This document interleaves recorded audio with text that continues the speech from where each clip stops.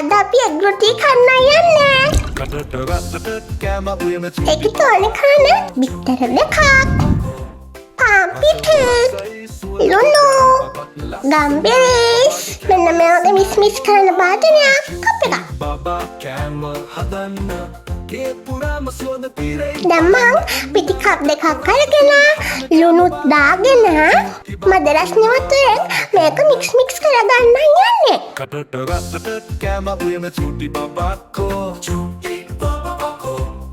Rasam rasai suanda godai babat lassanai babage camel lassanai on ava chuti baba camel hadanna ke purama suanda pirei balanna enna hatata rasta suanda hamana camel balanna chuti baba uina balanna enna නිකු cream එකක් වෙන්න මේ පිටි එක හොඳට mix කරගන්න ඕනේ.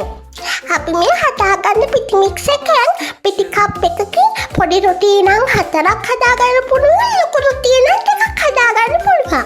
මම ගාලා හොඳට මික්ස් කරගන්න ඕනේ. මෙන්න මේම උකෝ ක්‍රීම් එකක් වගේ හලකම්.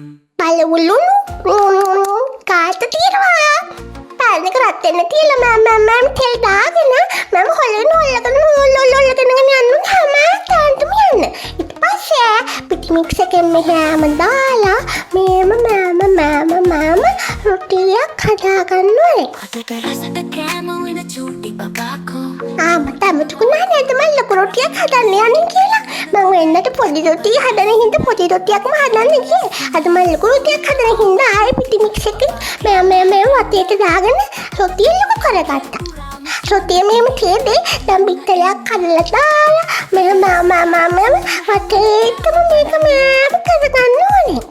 වෙනදට නම් මම රොටි හදද්දී බිත්තරයක් කඩලා තීසීකට දාගෙන ඒකෙන් ටික තමයි මෙහෙම රොටියට දාලා එග් රොටි හදාගන්නේ. අද තාත්තට බිත්තරයක් ඕනේ කිව්ව හින්දා මම බිත්තරයක්ම දාගත්තා.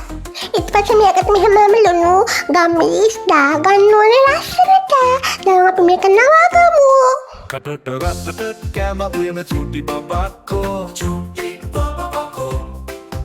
මෙහෙම නවලා මෙහෙම නවලා මෙහෙම දෙපැත්තම මක නවාගන්න ඕනේ.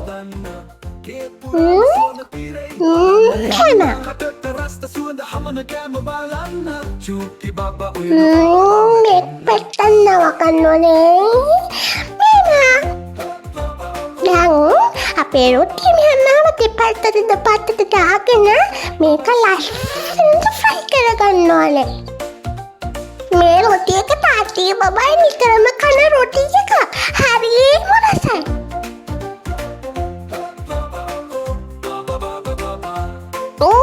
බලන්නකෝ අන්තිමට අපේ එග් රොටි ලස්සන.